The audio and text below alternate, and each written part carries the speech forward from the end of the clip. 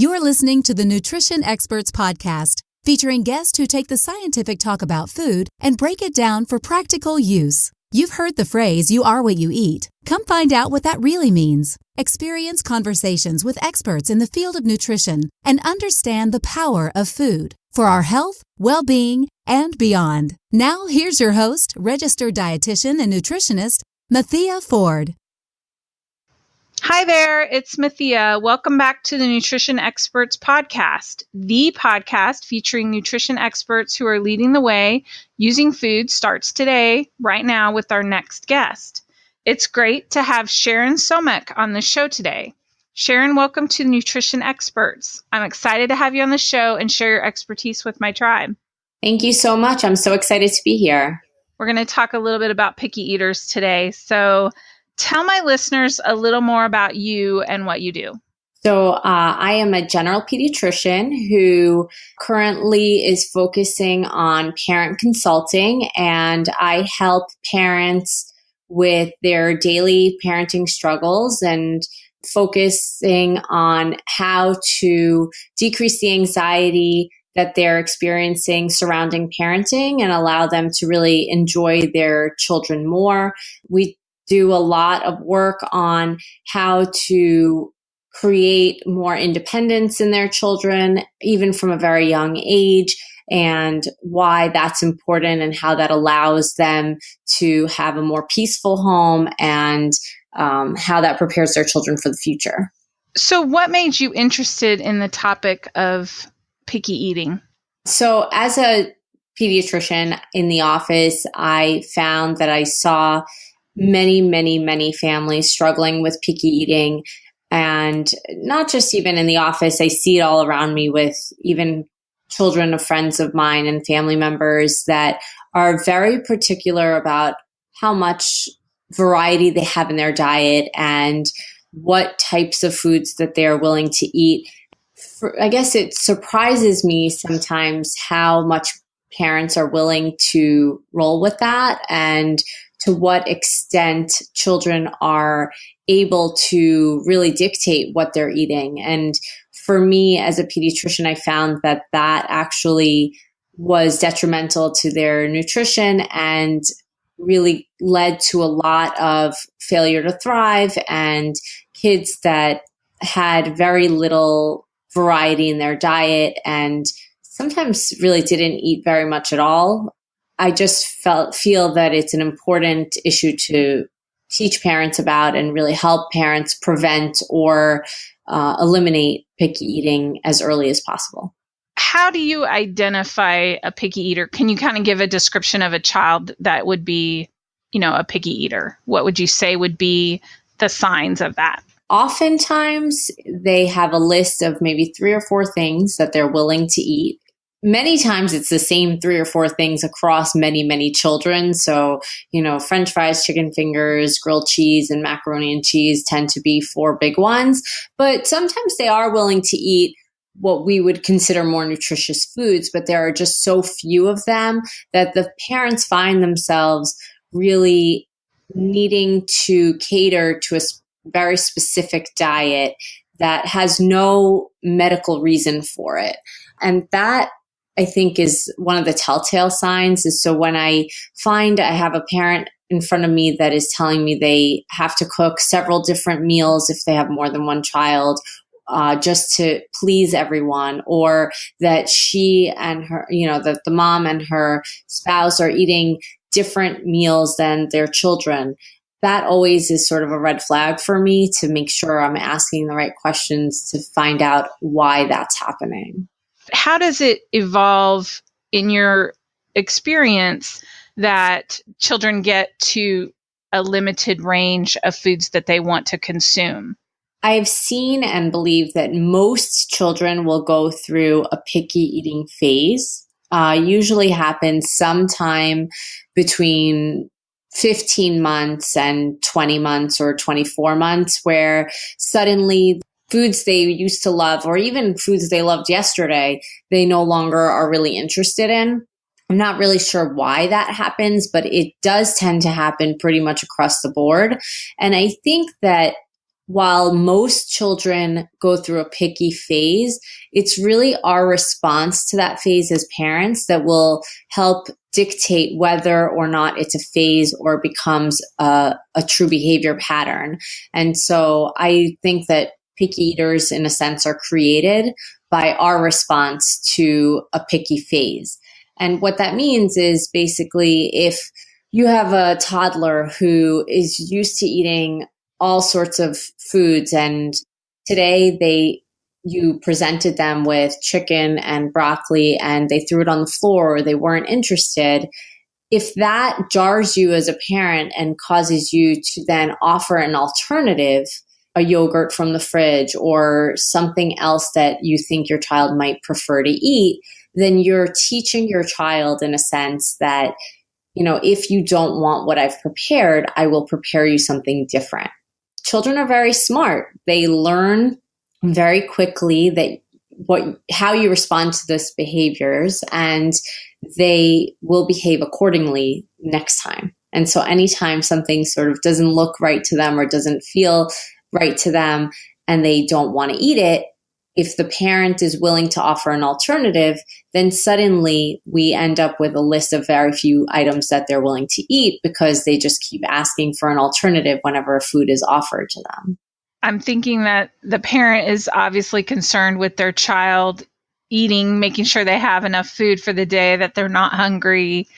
And that would be a reason to offer an alternative. What is the philosophy that you would propose to kind of change that behavior? I mean, many of the things that we struggle with as parents and challenges we face as parents tend to be symptoms of sort of a bigger parenting philosophy. And often kids who are picky eaters are also children who present challenges with sleep because there's just not as much attention to boundaries or consistency with boundaries in many of those homes. And so it becomes challenging. Whereas picky eating does fall into that category, I think the motivation for the parents behind that is very different. I think that there really is a true fear or worry when your child doesn't eat, that they aren't going to grow well. And sometimes it's short-sighted, and we think that if we give children food in the moment, it will just help and they will eventually choose different foods in the future.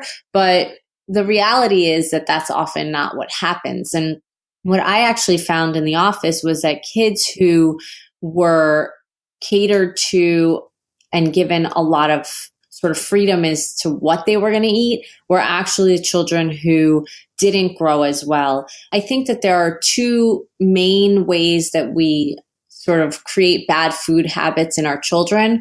And one of them is forced feeding, or creating so much attention around feeding that children start to use feeding time as attention-seeking time. And then they don't eat even on purpose just to get attention because they find they get attention when they don't eat.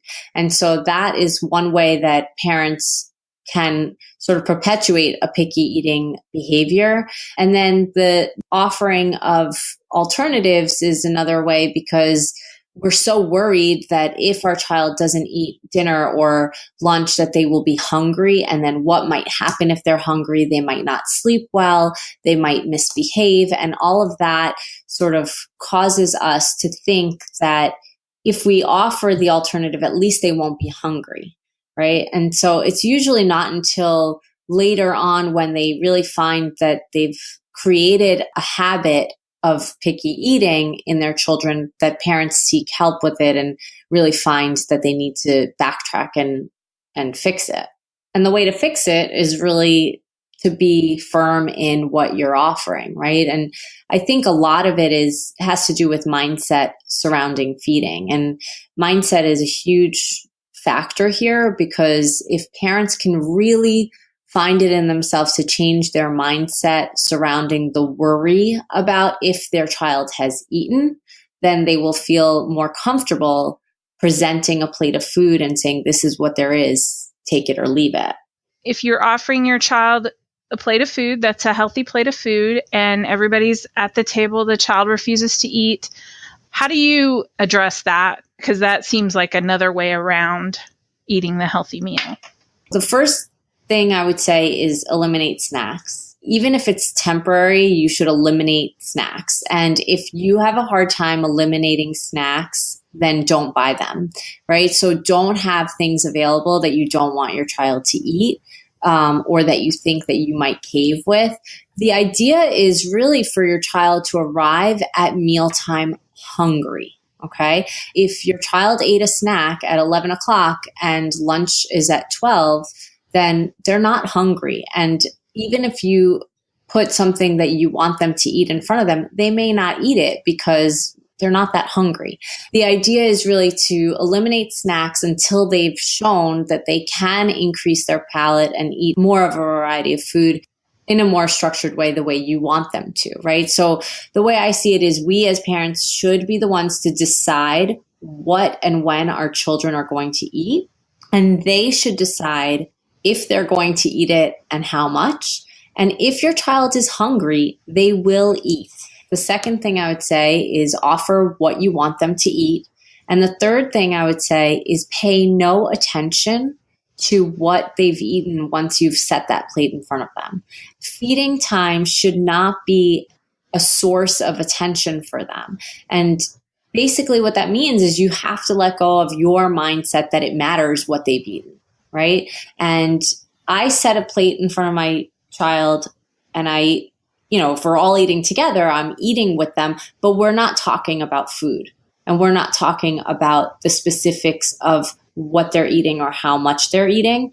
If my kids are eating and I am not eating with them for whatever reason, I put a plate of food in front of them and I really do walk away and I don't even pay attention.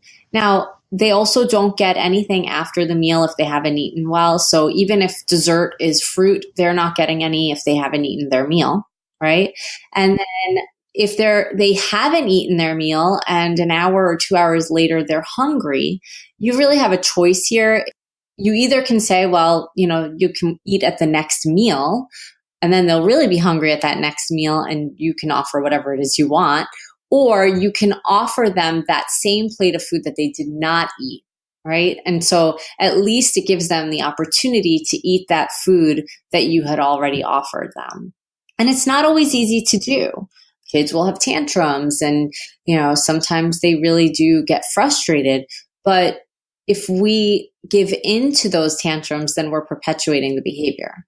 So the attention they're getting at mealtime is related to maybe just having a discussion with the family about how their day went, what they're doing in activities, that type of thing, and not about if you don't eat your meatloaf, you're not going to get any dessert. It's just... Absolutely. Okay. We have discussions at dinner time or, what was the best thing that happened to you today? And what are you grateful for today? Not, can you take one more bite of your chicken, right? And if I did start the meal with saying like, okay, you have to eat 3 bites and I'm counting their bites, then suddenly that becomes the focus of the meal. And they learn that if they don't eat those bites, they're going to get more attention because all I'm going to do is say, hey, did you eat your bites, right? And so it's important because kids are smarter than we give them credit for. And they really do notice. I have a 3-year-old and she tries. She has her picky moments for sure where she doesn't want to eat something. And she happens to be a very, very good eater. But she even has learned that there really is no other option. And there are times where I'll set a plate of food in front of her and she's not interested. And she'll say, I don't like that. And I'll say, okay, that's great. You don't have to eat it. You don't have to eat anything I put in front of you. But there will be nothing else to eat. And she's only 3. And I will turn my back and within 60 seconds, probably less, she's eating that same plate of food she just told me she didn't like. Now, granted, she told me she didn't like it before she even tried it. Okay. But she does like it. She just didn't feel like eating it at that moment. Right. And once she realizes that there isn't another option, suddenly she's eating it and she's eating it beautifully. Are there any conditions, like medical conditions, that you see that tend to lead to more picky eating, or Is there a way to kind of identify that a little earlier? I do think that there are food sensitivities that we may not sort of notice right at first that could contribute to pickier eating. I know that there are kids, for example, that have gluten sensitivity or food allergies such as nut allergies or dairy allergies that may not have a true visual reaction that you might notice right away. And there have been times where we will discover a nut allergy in a child, and then the parent will say, that's interesting. They really tend to not like foods that have nuts in them. And it may not be a severe allergy, but it's enough to make them feel uncomfortable when they're eating it. With those foods, I think children will avoid them. People are smart, kids are smart, and they will avoid those foods. And you may get frustrated until you do realize that there is a true sensitivity. And if there is a food that you're noticing specifically that your child is avoiding, it would make sense to have them tested and maybe see your physician and talk about it and have that discussion.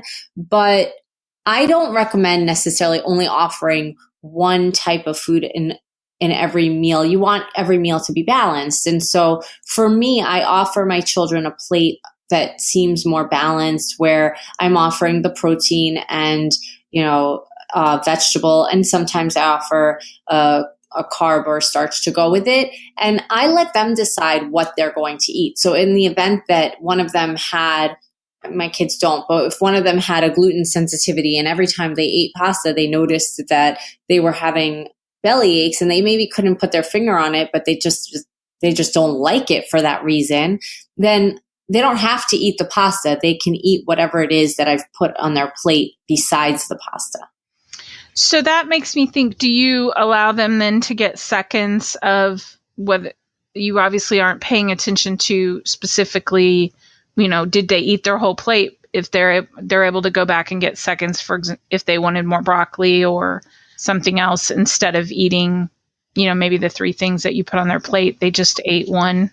Yeah, I think it depends on what they've eaten and how I feel about it. So, I do want them to have some sort of balance. And so if I gave that same plate with, pasta, chicken, and broccoli, and all they ate was the pasta, I probably would not allow them to have more pasta without eating some of their chicken and some of their broccoli. And I have had situations where I have to wait to offer vegetables in my house because my kids really are just very good vegetable eaters. And sometimes they will get full on broccoli and not eat any protein, right?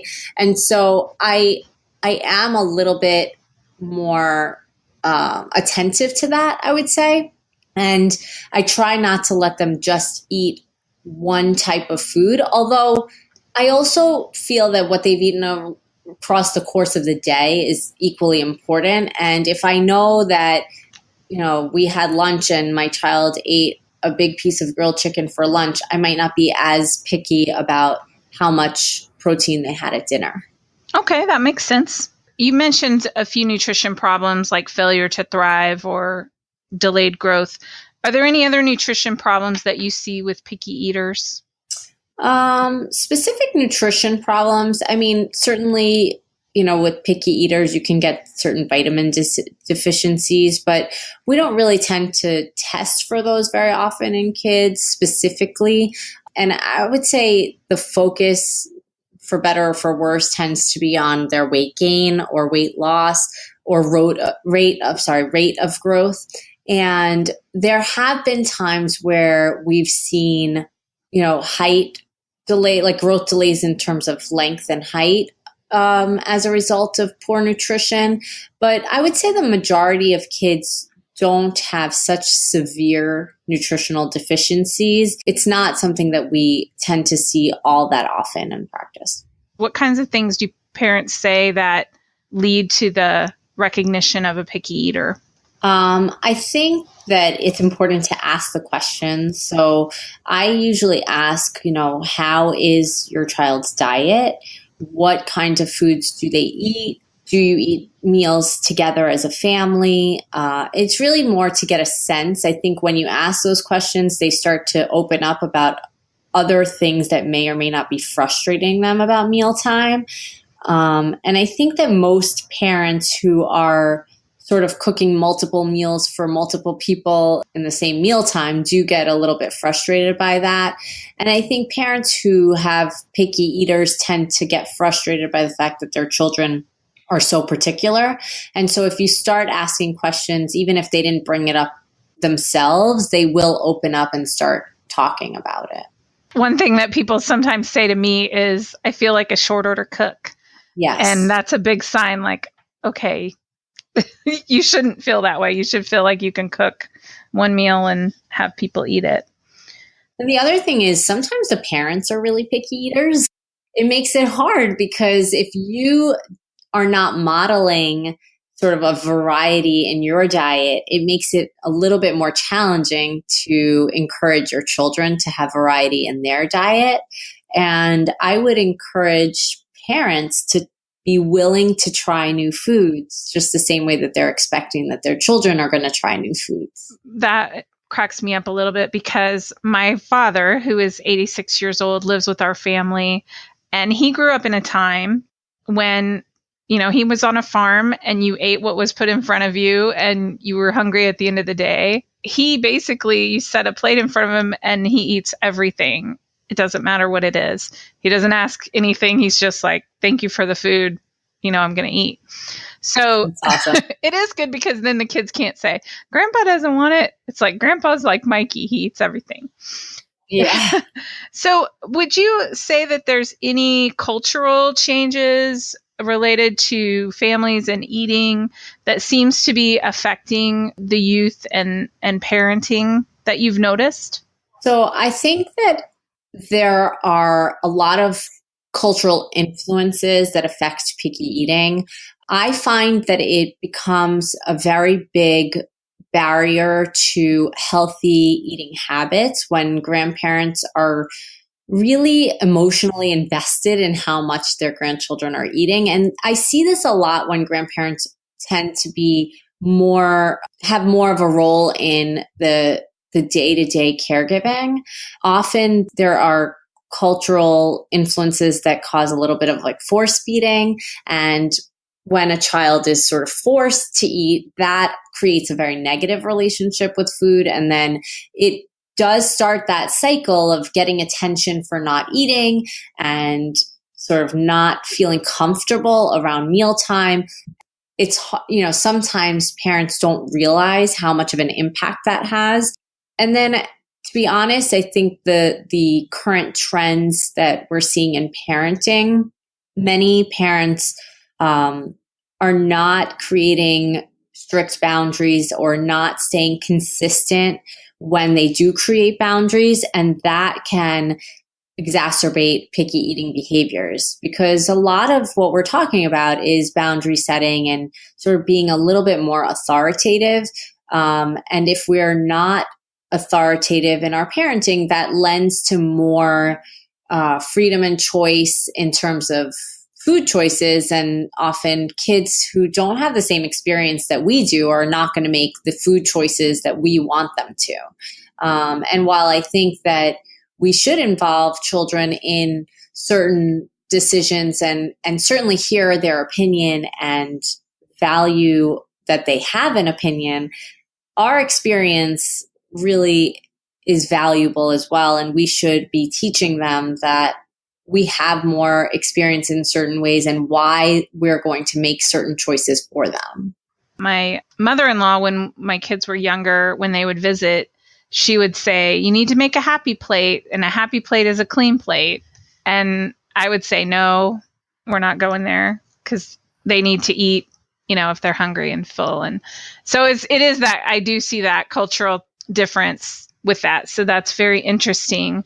And my children are a little older. They're 12 and 13. And we do, when we make the menu plan, say, you get to pick a meal one night and my son gets to pick a meal one night. And that way, they're learning the value of planning and preparing food and even being involved in making the food. But yes, you're right. I do give them choices though. They know it's a limited kind of, you've got to pick a vegetable and a starch and a meat or, protein source type thing. So. Yeah, and I think that's great. I mean, I think it is great to involve them if you can in the planning and preparation, and even cook meals with them, because even younger kids do tend to eat more variety if they have been involved in the preparation of a meal. I recognize that especially with older kids, sometimes there are foods that they have tried many, many times and they simply don't have a taste for. And I can appreciate that. I mean, I'm an adult and I don't like blue cheese and nobody's forcing me to eat blue cheese, right? And for example, my 12-year-old is not a fish eater. She just does not like fish. And she has eaten it many, many times. And, it's one of the favorite foods of one of my other children. So it's interesting because when I make fish for dinner, I am sort of faced with a little bit of a conundrum. Like, my 12-year-old really doesn't eat fish. And is it something that I should be forcing her to eat? Well, I don't force them to eat anything, right? But if she really wants to eat a protein and I've made fish, I allow her to prepare herself something that was a leftover in the refrigerator or something like that. And it's really on a case-by-case basis, and only if there is nothing else at the meal that I think she should be able to have as an alternative. I wouldn't give my 3-year-old that same courtesy, because she doesn't have the same experience, and call it, not being fair or whatever it is.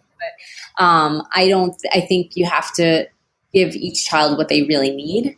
And again, I probably wouldn't even give her that courtesy if she wasn't already a pretty good eater and open to pretty much every other flavor. That's kind of a little different in my mind, because they've tried the foods. As they get older, they do develop their preferences, but it's also like they're not eliminating entire food groups. Their preference is to not eat fish, and I can see that. And especially as they get older, allowing them that choice and freedom and the responsibility too. So. Now, I will say, if I've prepared fish in a new way, I do ask her to try it. Even if I know she doesn't like fish and she knows she doesn't really like fish, you never know, right? So I may make a tilapia with pesto sauce or a salmon, with olive oil and lemon. And she might have not had that before, and she might think she hates salmon, but she likes it prepared in this way. And so I do ask her to try everything I make. And I'm hoping that one day she'll try it and actually like it. And sometimes she does eat it, So I think we just have to be more persistent as parents and not sort of allow them to blanket eliminate full food groups from their diet. So what are some simple changes a dietitian or a doctor could recommend to a family, or mom or dad or whoever's the responsible caregiver, to reduce some of that picky eating? So I think that recommending the elimination or significant decrease in the amount of snacks that are available is a big one, right? So recommending that a child get to the table hungry for a mealtime is already going to increase the chances that they are going to try new foods. I think that you can recommend for parents what we talked about, sort of having the children help with planning a mealtime and really being firm on the idea that there aren't going to be alternatives at mealtime. With older children, I think you can recommend something that I do with my kids sometimes, and I just call it a no thank you bite, where even if there's a food that doesn't look right to them or they don't think it's going to taste good, they do have to try at least one bite before they could say, no, thank you, I don't like that. I think that the more times that they will try a food, then the more likely it is that one of those times they're going to take more than one bite. That's an excellent idea. So thinking about this, so as the process of changing, if you currently now act like a short order cook and you want to switch to being more consistent, getting your kids to try different foods and kind of standing your ground a little, there's going to be a transition time. There's going to be times when your child refuses to eat at the table and maybe goes to bed hungry. And you said kind of that mindset change about not putting so much value on whether they ate or not. type thing.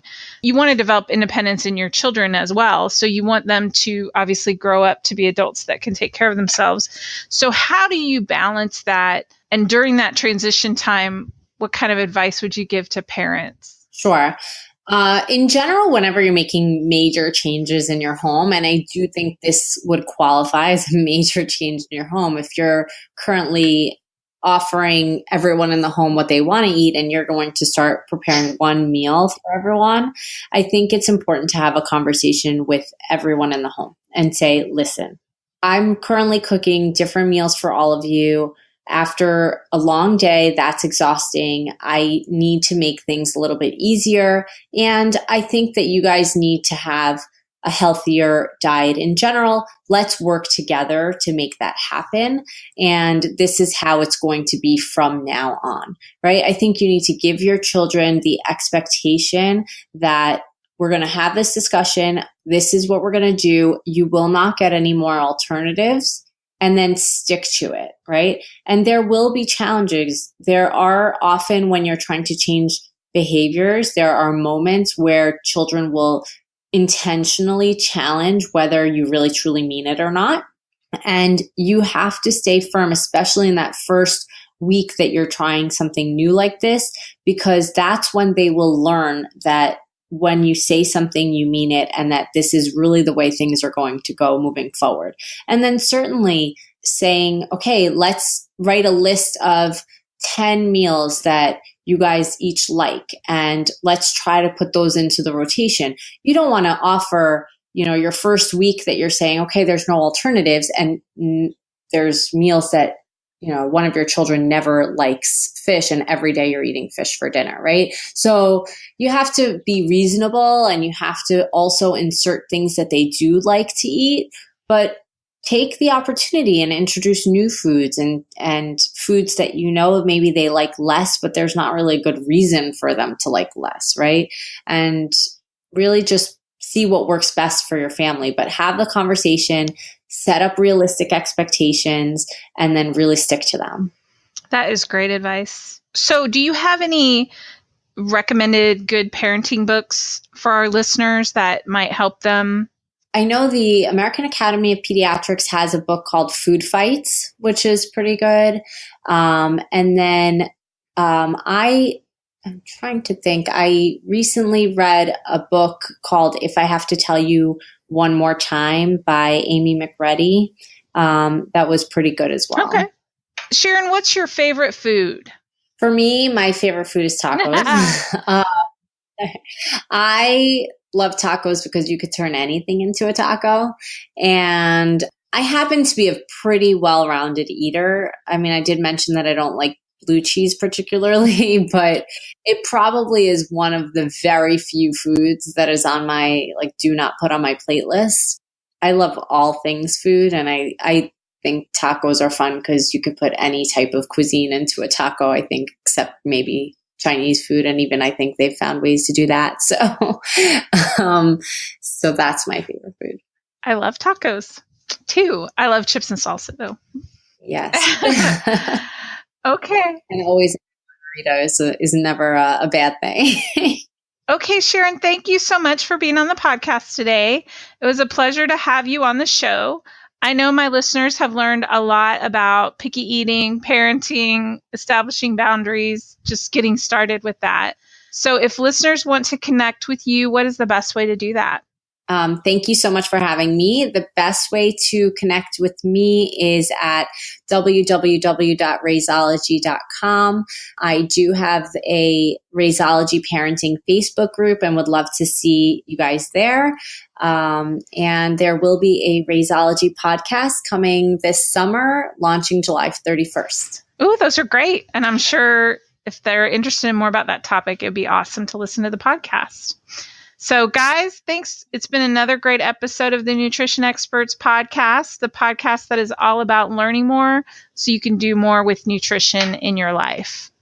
You've just listened to an episode of the Nutrition Experts Podcast. Be sure to get more information about this week's episode at www.nutritionexpertspodcast.com. Tune in next time for another great conversation with a nutrition expert and expand your personal knowledge in the field of nutrition, one conversation at a time.